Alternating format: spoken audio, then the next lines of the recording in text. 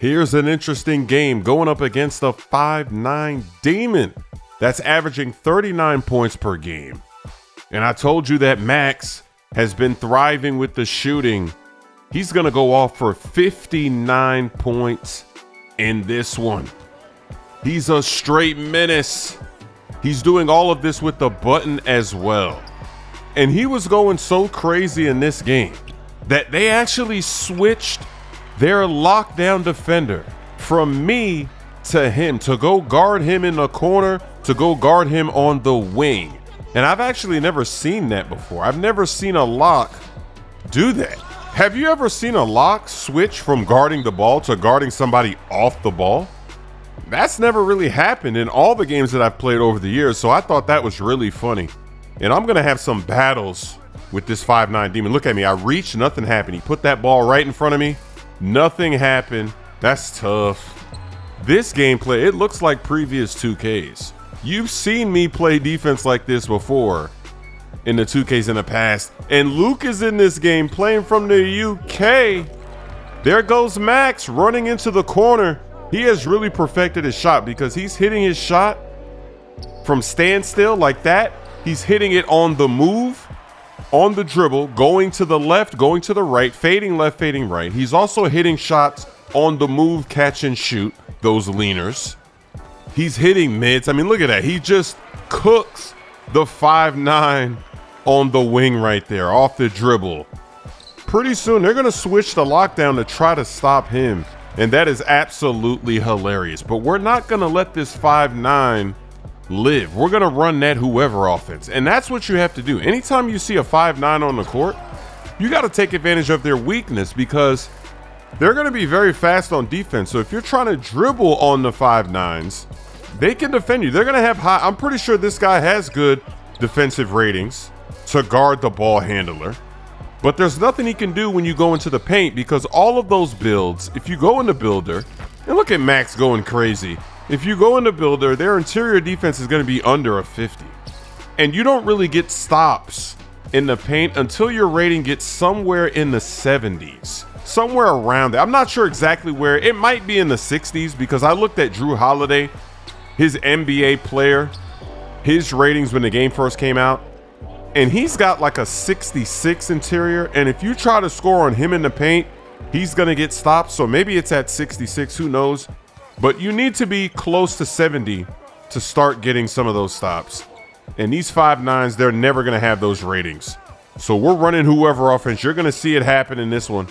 I'm trying to guard. I'm trying to run around and chase him through all these screens. I get stuck. He hesitated. And that's going to be a 3-second violation. Luke is doing a great job rotating in this one.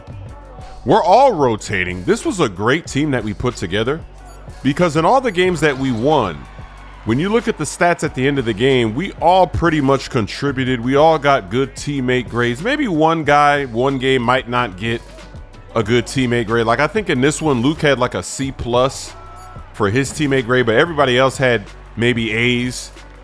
But it's very unselfish. Nobody really cares who's scoring. Look at that. Luke on the break, splash from the UK through the leg. We don't really care who's scoring. We just want to get it done.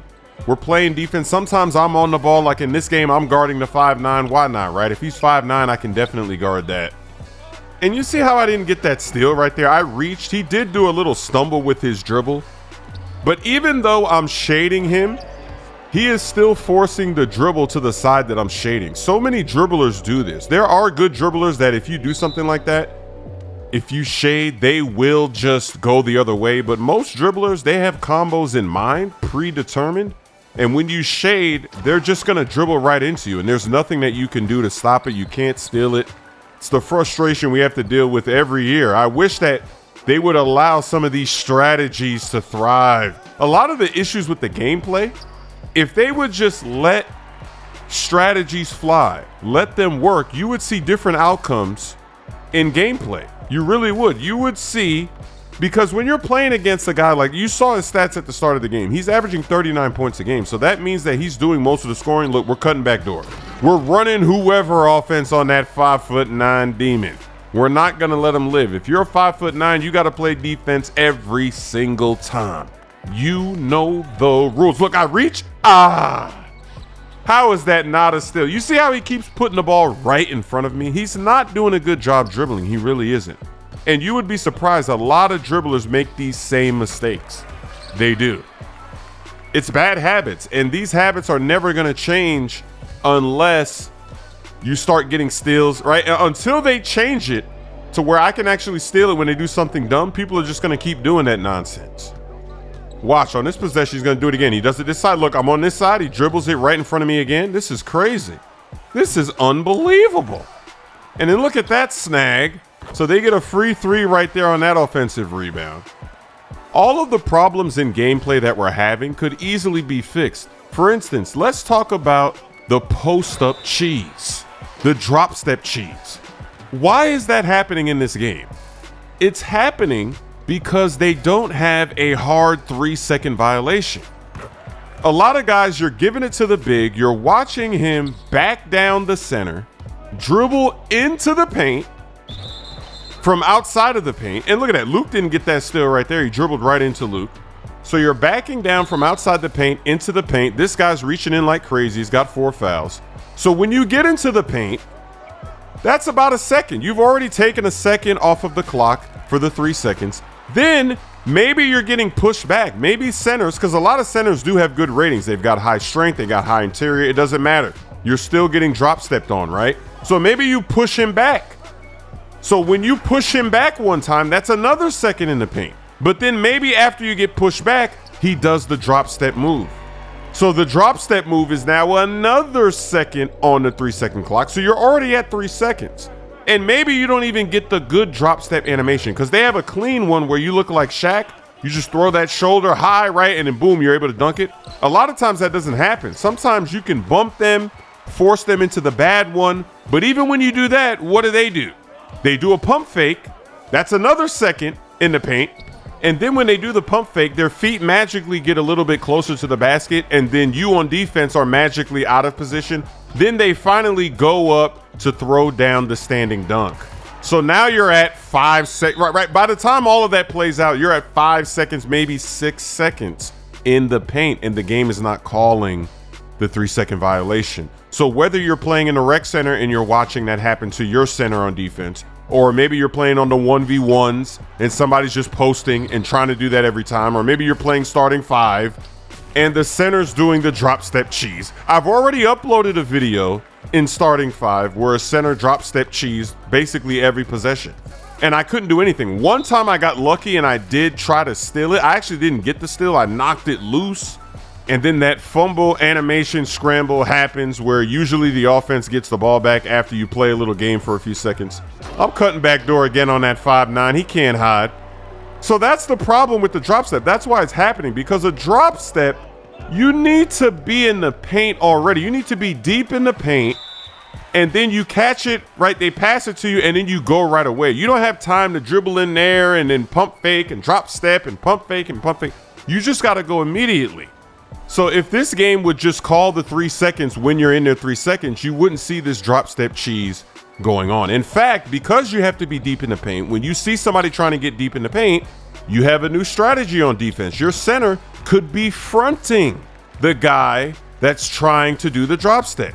You could also, when they try to enter maybe on a low block, you could push him, you could shove him to try to get him out of position, right? You never see any of those battles happening. When you see a drop step, you see they pass him the ball and he starts backing down. He's in the paint, he's wasting all his time, and then he drop steps. And if I run over there, I can't really steal it from him. I've tried, it doesn't work. You can't double team him to force him to pass the ball. I don't know why they took out the ability to double team somebody to force them to get the ball out of their hands. If we could actually double team and do that, we could stop a lot of this pick and roll cheese as well, because sometimes when they're running that pick and roll and they keep doing it over and over, they're in a bad position. They're too close to each other, the screener and the ball handler. So we could just double team him, and then he has to pick his dribble up, and then he's got to pass it. He's got to pass it high. He's got to kind of, so he doesn't turn it over. Somebody could rotate. See, there would be other strategies that we could use to stop some of the abuse. But the game will not allow us to do that. We're not allowed to use all of these real strategies that would work They got to unleash. They got to give us the keys to let these strategies fly out here and make the gameplay, make the outcomes different. We'll have different outcomes in this game instead of the same meta gameplay that we get every year. Even though they changed the gameplay, the strategies remain the same because they're not allowing us to do basketball things. I finally get a steal on the ball at the end of the game. It's been happening all game, and they finally let me get one. My goodness. The pick and roll meta is so bad, the suction screens, that most people just play sides. What does that mean? That means that one guy guards the left side, one guy guards the right. You basically don't want to interact with the screen at all because you know if you get hit, there's going to be some cheese. You might go under, you get an animation where you go over the screen. You might go over the screen, you get one where you go under the screen. So in order to just avoid the screen altogether, you play sides. Where both players, I say, hey, if he dribbles to the left, I'm here. If he dribbles to the right, you're there. I wish that there would be more strategies to defend a pick and roll than that. I wish we could double team sometimes. I wish that we could actually shade players so that they can't go one way. And if they do, they dribble, they try to force it, we could steal it. Look at Max. He had 59 points in this one, 18 of 23 from downtown, all with the button. My songs, He Quit the Game, Lob City, and My Camo are now available on all streaming platforms. You can hear him. I'm looking like Curry turning early. Yeah. Let's go. He gives it back to me. I let it fly. Come on. Kyle on the glass. There it is for the game. Got it.